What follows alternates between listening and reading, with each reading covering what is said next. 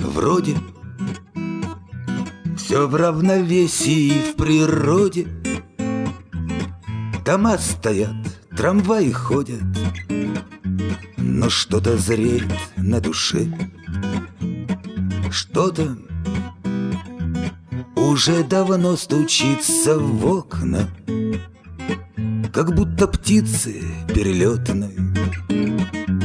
Инстинкт твердит: пора уже, скоро.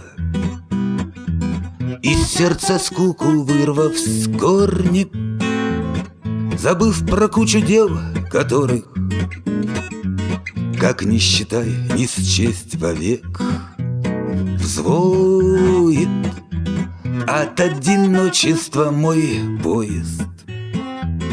За мой рассудок беспокоясь, как самый близкий человек.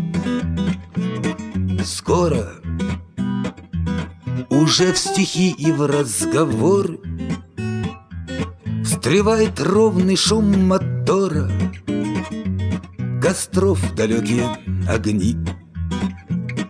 Просто чем старше мы и выше ростом, тем дальше облака и звезды,